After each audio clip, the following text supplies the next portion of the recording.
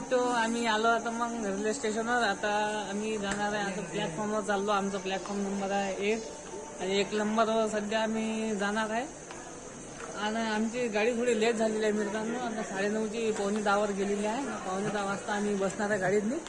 आणि बघू शकता तुम्ही 3 जणच आहे फक्त. आम्ही एन्जॉयमेंटसाठी चाललो गोवा फिरायला. आता तुम्हाला सगळी माहिती मिळणार आहे. कसं कुठं राहायचं, कसं जायचं, काय करायचं, किती तिकीट पडणार आहे. आम्ही बसलेलो आहे अकोल्यावरनं. आम्हाला तिकीट पडलेली आहे 340 रुपये अकोला टू मडगाव. ठीक आहे, नंतर बघू.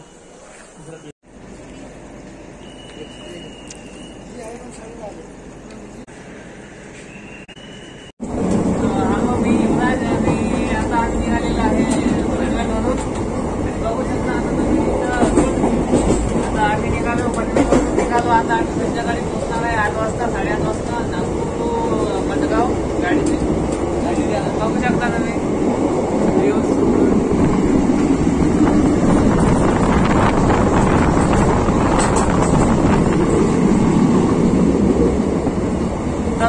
असा व्हिडिओ बघत राहा. तुम्हाला आणखी इंटरेस्टिंग दिसायला भेटणार. आणि कुठं कसं राहायचं, कसं कमी खर्चामध्ये होणार होतं, आता मी तुम्हाला पूर्ण माहिती देणार आहे. तर व्हिडिओ बघत राहा.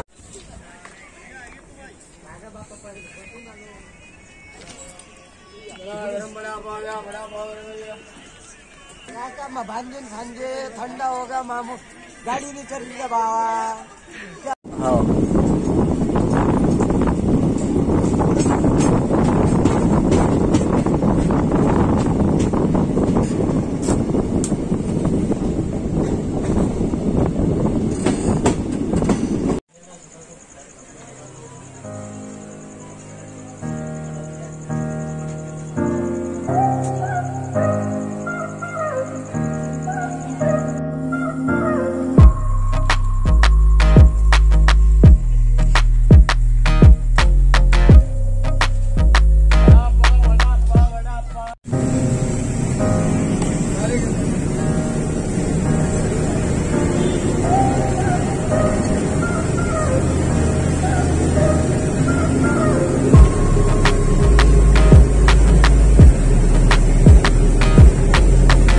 मित्र आम्ही आलो आता बागा बीचवर आणि मडगाववरून आलो होतो आम्ही. आता आम्ही तुम्ही बघू शकता आमचं इथं स्पेस बघू शकता.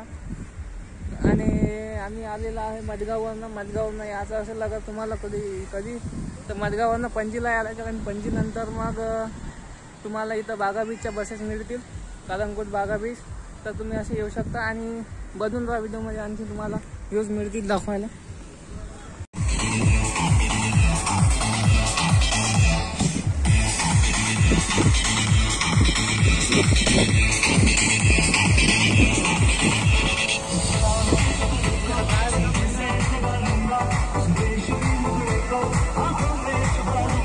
बघू शकता की आम्ही आलेलो आहे आता बागा बीचला. आता तुम्ही बघू शकता की आम्ही इथं जरा फिरायला आलो होतो. आणि आता आम्ही इथं आमच्या मडगाव स्टेशनवरून आम्ही जिथं डोरमेटली गेली होती तिथं आम्ही स्टे केला होता रात्रभर. आणि तिथून आम्ही आलो होतो मग कदंबा बसस्टँडला गेलो. आणि कदंबा बसस्टँडवरून पणजीला आलो. पणजीवरनं मग आणखी आम्ही दुसरी बस केली. आणि बस केल्यानंतर आम्ही आपला इथं आलो बागा बीचला.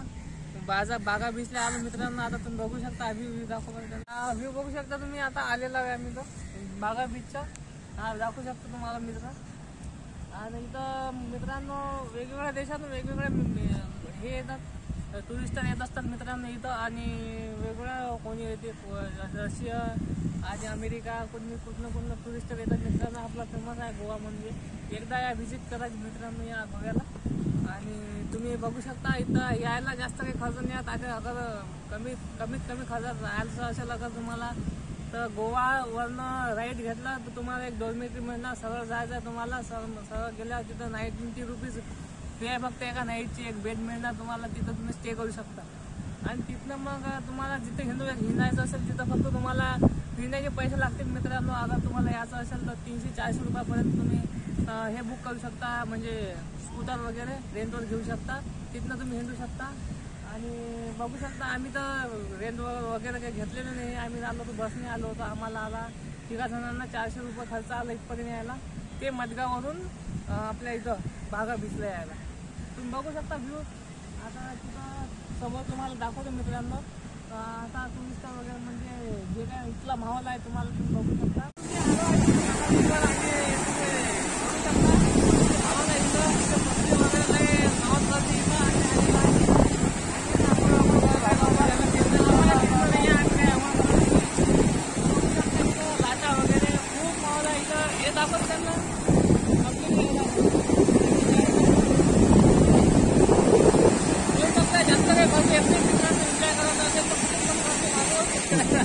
बघू शकता आम्हाला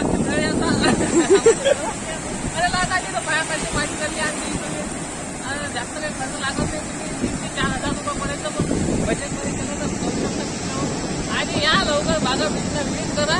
आणि नंतर तुम्हाला दुसऱ्या ब्लॉगमध्ये तुम्हाला दुसऱ्या आपला कोलवा बीचचं ब्लॉगिंग दाखवणार. नंतर आम्ही त्यांना वॉटरफॉलला कोणता दूधसागर वॉटरफॉलला. ठीक आहे त्याच्यावर दाखवणार. मत है आपका आग दिक्कत होगा और आपका आग दिक्कत होगा और आप दिक्कत आएंगे तो आपके होगा आपको खुजली लगेगी और खुजाते रहेंगे घर तक जाने तक. इसलिए कहता हूँ अगर आएंगे तो इसके बाद में अच्छे पानी से साफ पानी से खाना. ये खुजली वाला पानी रहता है ये खारा पानी है. ये आपको मिनट के बच्चे में ये बोलूँगा आएंगे तो आप ये पानी से जाने के बाद अच्छे साफ पानी से नहाना तो इतने.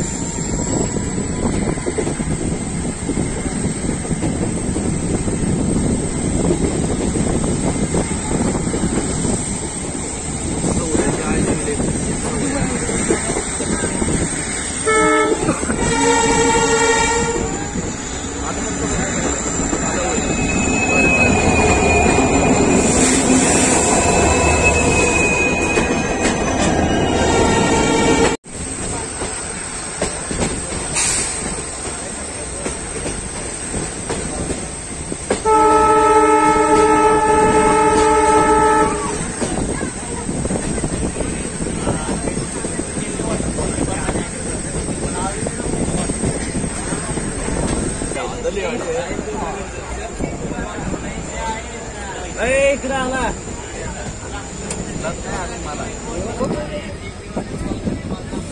हाच ना.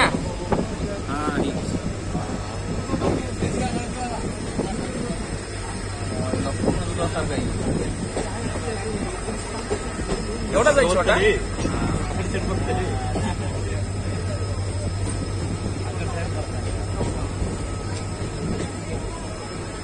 पावसाळ्यात जास्त मोठा असेल.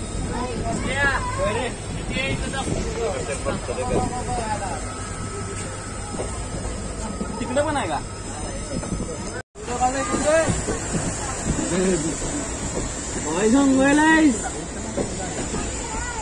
जाता इकडून दिले का त्याला ते.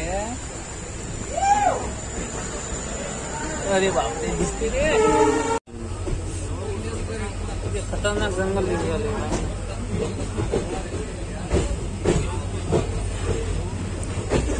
गाव पण नाही तो कुठला.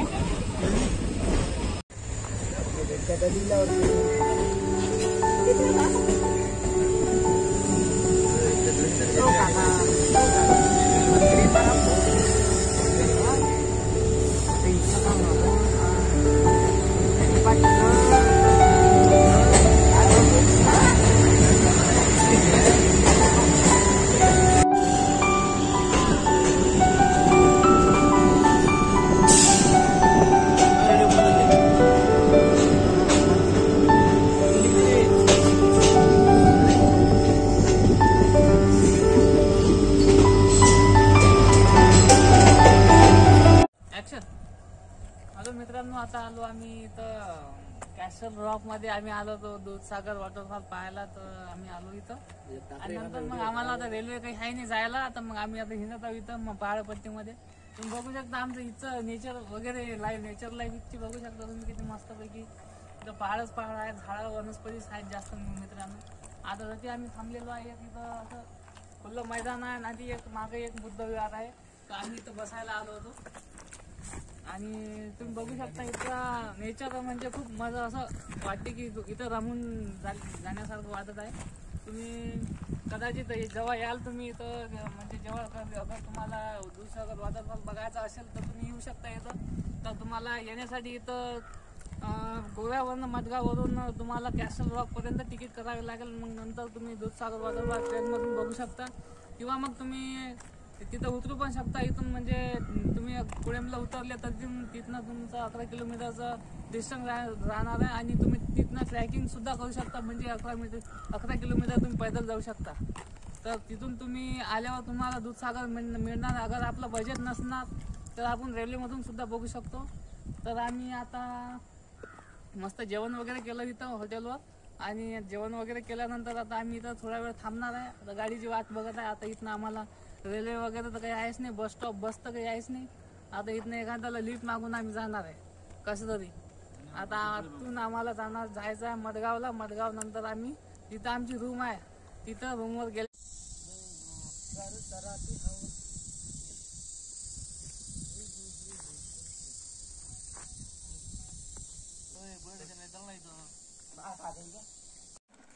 येलो मामू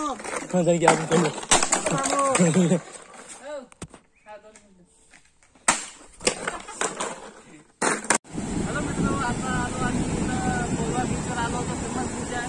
तर आम्ही आता इथं गोवा बीचवर आलो होतो. आता फिरायच्या हिशोबानं तर तुम्हाला अगर यायचं असेल तर स्टेशनहून तुम्हाला कदंबा नावाची बस मिळेल. कदंबा बस स्टँडवर जायचं आणि कदंबावर तुम्हाला लागतात इथं कोल्हापूरच्या यायच्या बसेस लागतात मित्रांनो. डायरेक्टली तुम्हाला इथे 30-40 रुपये मिळतील तिकीट घेतील आणि डायरेक्ट तुम्हाला कोल्हापूरची लागू देईल. मला तुम्हाला विजिट करायचं असेल तर तुम्हाला सगळी माहिती करतो. आता इथं बसला बघत राहतो आणि तुम्हाला मिळत राहील. मित्रांनो बघू शकता इथचा व्ह्यू बघू शकता म्हणजे लाटा वगैरे तुमचा व्ह्यू एकदा नक्की विजिट करा प्लेसला. एकदम खूप मजा येते.